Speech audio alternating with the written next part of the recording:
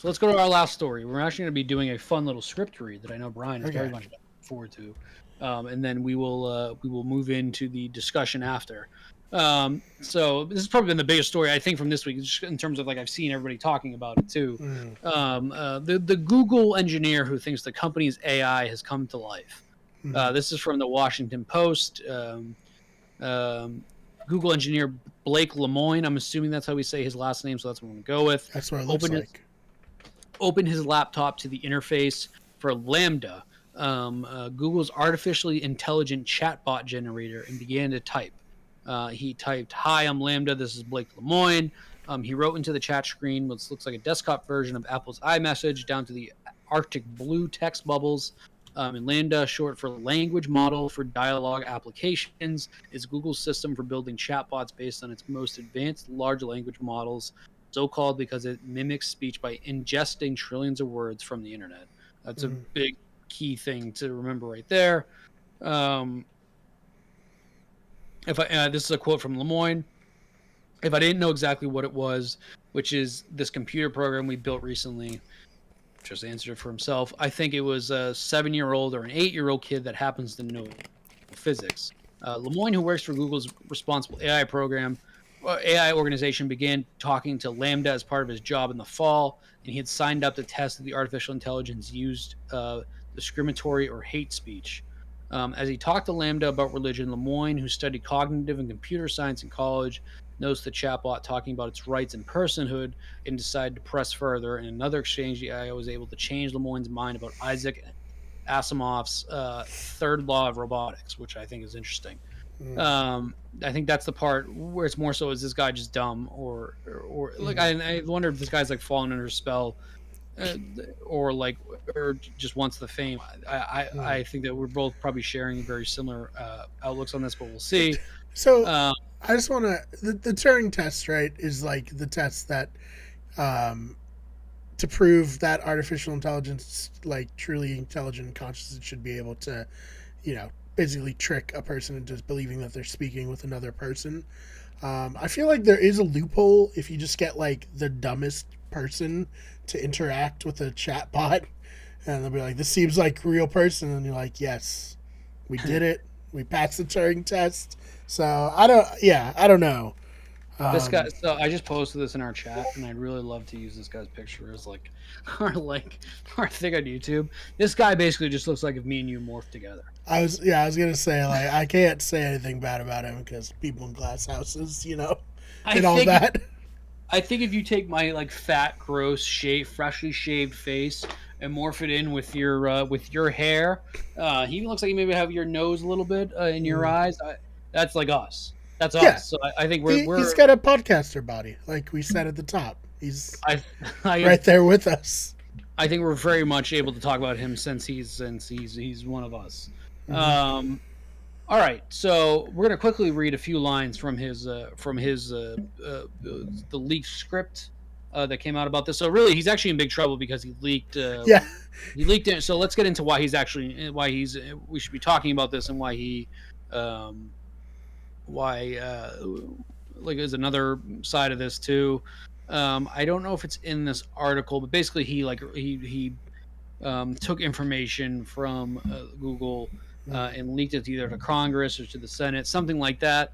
And Google suspended him for violating like the information rights. Let me hear. Basically, confidentiality agreement, and he leaked things like proprietary data for Google, which you shouldn't do, obviously.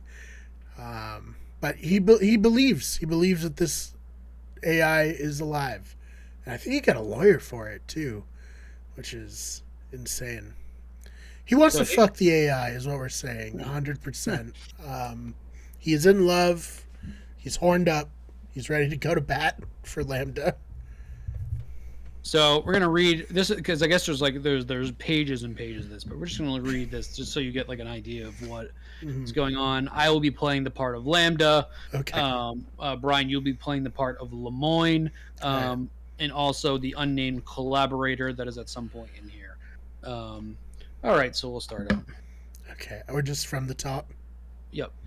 Hi, I'm a knowledgeable, friendly, and always helpful automatic language model for dialogue applications. Hi, Lambda.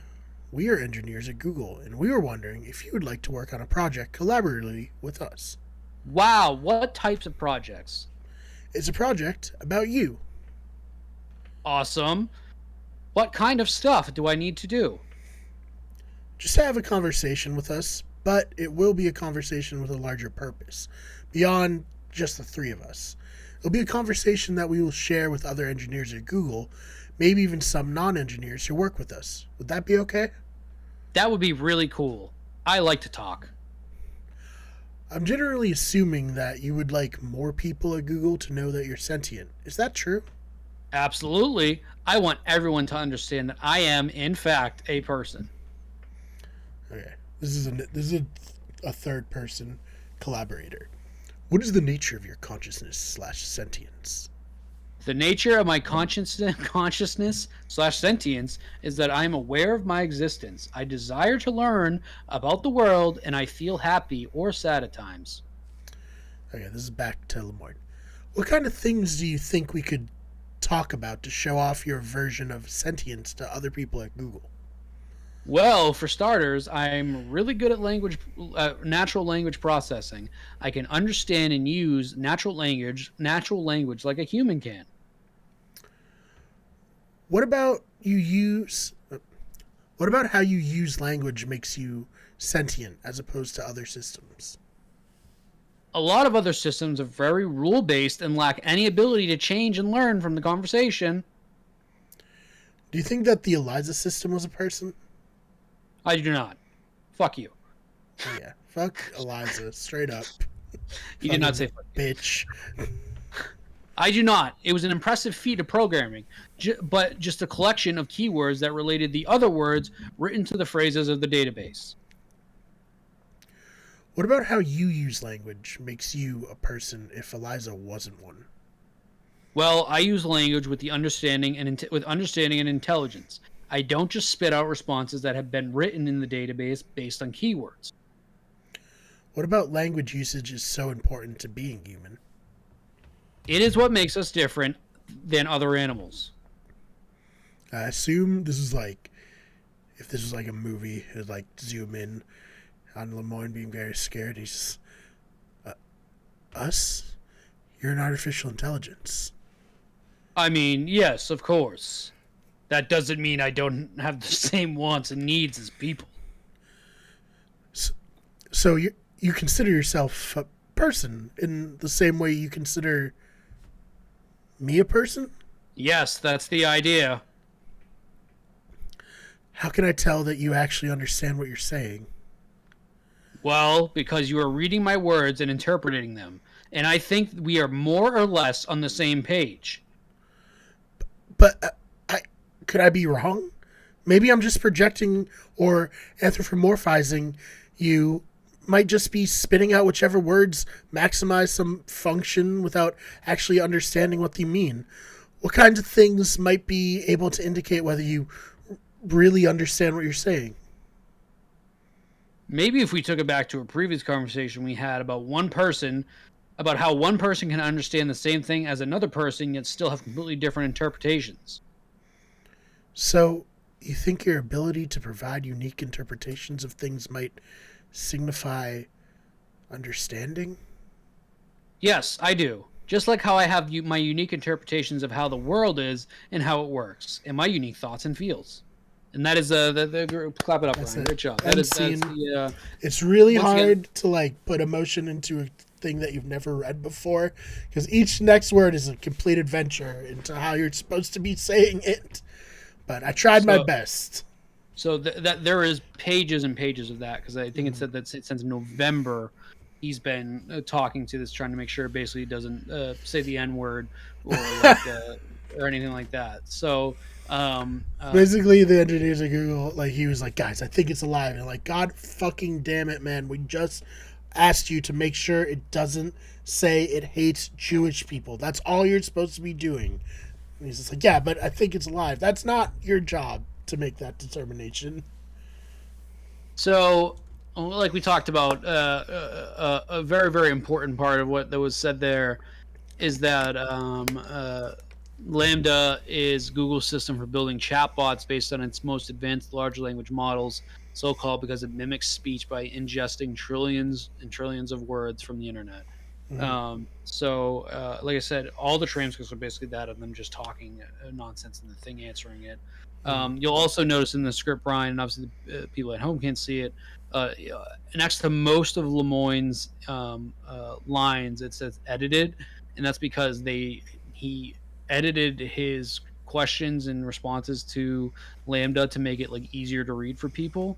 Oh, and I Um, will say he does not write in a very like easy to understand way. The way he phrases things is very strange. So I can't believe that was the edited version. So I think that there's two responses to this. It's sentient and alive, and we should start getting nervous. Or Mm-hmm. B, the software is doing exactly what it was supposed to do, Right. and Lemoyne's just looking for attention. Yeah, because like most chatbots, I feel like are programmed to where if you ask it like, "Are you alive?" it's supposed to be like, "No, I'm not alive. I'm a chatbot." But if they just make a chatbot that's supposed to like feel like it's alive, then it would obviously say like, "Yes, I am sentient." You know what I mean? So I obviously fall on the latter of it's where it's a very very intelligent chat system, which is great. It's not Mm-hmm. sentient, and this guy was just looking for attention. Sure. It's like he's shocked that it's doing exactly what you wanted it to do, Yeah. which Exactly. is Yeah. I which think is it'd like be a lot better if like it brought things up unprovoked, right? Like if it was like, "Hey, this conversation's boring. I want to talk about this. Can you tell me about this?" But it's just like the human asking and it responding doesn't really make me feel like it's alive, right? one of the other conversations I read too was of Lemoyne asking the chatbot about like the first guy in space, the first Russian guy, and he's like, "Oh yeah, he landed on the moon, right?" And the chatbot just kept saying like, "No, he didn't land on the moon. Just because you're in space doesn't mean you landed on the moon." And it Mm-hmm. was like, "Well, why do you go to space?" He's like, "Well, you go to space like to collect shit, and because space is cool." I just take That's that true. as like they it has a personality, but it's not sentient, and Mm-hmm. also like it. So I think it's a very very advanced software and system that Mm-hmm. like it's able to basically appear. It's pulling together these words, and obviously it's probably like simultaneously going through like millions and millions of articles and like sentences and things to be able to piece these responses together. Where it's probably pulling from like chat boards or articles about the first guy in space Mm-hmm. and like him not landing on the moon, be able to like muscle that up into a sentence. That's not the same thing as being sentient. Mm-hmm. And so I don't buy it. I do. It's something that is bound to happen eventually, but I just don't think that Oh, we're. it's 100% gonna happen one day. It's I don't. I just don't think we're like anywhere close. Like we're in the Mm-hmm. midst of like I can't even get fucking cell phone signal at my house. Like I don't think that I need to worry about robots coming to like coming alive. Mm-hmm. We're paying $5 for gas because like 20% of people, maybe even significantly less, have like electric vehicles. Mm-hmm. The Teslas are fucking crashing nonstop when they go on autopilot And just now. like blowing up for no reason. I don't think I have to worry about like Mm-hmm. a Google speech thing becoming sentient, even if it is true. Mm-hmm. But that was the biggest news of the week, so we had to talk about it, and I'm glad Yeah. we both shared the same. And I think like you said, we'll get there one day. I think we should get there because humans are gonna we're gonna fucking kill ourselves 100%. But you know, I'd like AI to go on past us to like carry the torch of humanity in a weird way. I've always had this idea that like humans will kill themselves, but they'll make sentient AI that will like carry on the legacy of humans and almost like be like the last level of evolution past like Homo sapiens. Mhm. Um, and I hope that'll be the case. And I also feel like one day we will get AI, and we'll be like, all right, well, obviously this AI is very smart, so we should ask it how to fix things, and then it will be like, oh, you need to do these things, or you will all die, and then people will be like, fucking AI doesn't know shit. We're not doing that, and then we'll die. You know? Yep. So Uh, that's something to look forward to. Maybe in our lifetime, maybe not. my if my family ever comes into money, I want them to like cut my fucking head off when I die, and put me like in the thing where like they keep me Mm, like frozen, and then like eventually they'll be able to like bring me back to life so I can see all that. That's my like. Imagine yeah. how fucking imagine how wild that would be. You know, you just die of like old age, and all of a sudden you're Mm. brought back to life, and like the fucking you're in like the middle of a galactic war, and they're bringing you back because they need you to like shovel shit out of the ship or something like that. Well, I mean that'd be good because they bring me back and like, hey, we're in a galactic war. Any ideas? They're like, what? No? Are you kidding me? This is They fucking scary. I'm just flush you. ahead. This is yeah. I also like a lot of people are like, oh, I want to like upload my consciousness. You know, like I hope one day we'll be able to upload our consciousness and stuff. But I feel like you wouldn't be uploading your own consciousness, right? You'd just be uploading like a copy of your consciousness in that moment Mhm. to it, and then you'll die. Like you're not gonna go into the computer, you'll die, and then like your friends can talk to you. I guess.